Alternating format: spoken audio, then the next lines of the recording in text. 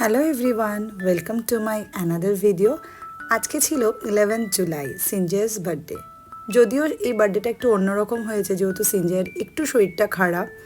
তো ও আজকে মানে জন্মদিনের আগের দিন ঠিক বিকেলবেলা পড়তে গেছিলো। তো পড়ার পরে ওর মামদিদু ওকে কিছু মানি গিফট করে, যেটা তো ওর এখনও ভ্যালু বোঝে না। তো সেটা নিয়ে ও চলে গেছিলো শপিংয়ের জন্য, যদিও এখনও পর্যন্ত ও শপিংয়ের শও বোঝে না। তো যাই হোক, ও বললো তাহলে চলো তোমার সাথে আমি চলে যাই। ন্যাচারালি ও যেতে চায় না শপিং টপিং, ও প্রচণ্ড অপছন্দ করে, যেহেতু ওকে ট্রায়াল রুমে গিয়ে ট্রায়াল করানো হয়। তো সেক্ষেত্রে আমরা দুজন একদম সুন্দরভাবে নিজেই ড্রাইভ করে গাড়ি নিয়ে চলে গেছিলাম ওকে। প্লাস ওকে প্যান্টালুন্সে নিয়ে গিয়ে ওর পড়ার ব্যাগটা কাঁধেই আছে, যেহেতু ওদের এক্সাম সবেমাত্র শেষ হয়েছে।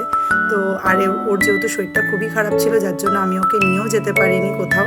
তো ওর সেই দিনই ওর মামদিদু বললো না, জন্মদিন চলে এসছে, এবার একটু যেতে হবে।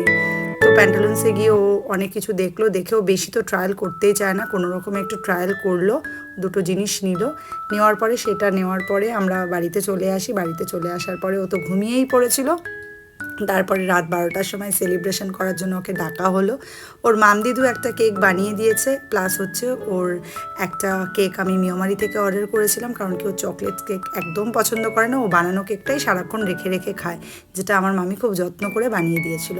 প্লাস হচ্ছে ও স্কুলে যায় সকালবেলা চকলেট নিয়ে। আজকে তো স্কুলে গিয়ে তো ওকে প্রচণ্ড পরিমাণে কেকস মাখিয়ে দিয়েছিল, ও প্রচণ্ড ভিজে পুড়ে এসেছিলো। আর তারপরে আসার পরে ওর একটা ছোট্ট এই যেটা ধান দুব্বো দিয়ে বা হিন্দু ফ্যামিলিতে করা হয়, সেটা যার যার বাড়িতে হয়, সবার বাড়িতেই হয় দুপুরবেলাটা, তো সেটা করা হয়েছিল।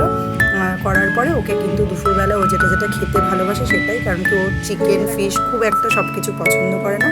দুপুরবেলা ওটা খেয়েছিল, আর বিকালবেলাটা ও পিৎজা খেতে চেয়েছিল, পিৎজা ওর জন্য আনা হয়েছে। আর রাত্রেবেলাটা ওর পিপি আবার ওর জন্য একটাখানি কেক নিয়ে এসছে। কেক নিয়ে আসার পরে ওকে কিন্তু আবার সেলিব্রেশন করা হয়েছে।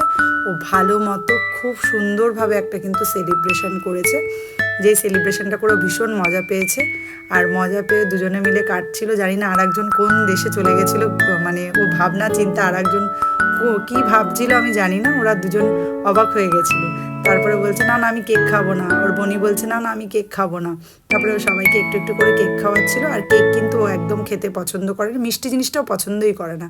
আর আজকে যে পরিমাণে ওকে কেক স্কুলে মাখিয়েছে, ও সেই কারণে কেকটা দেখলেই ভয় পাচ্ছে।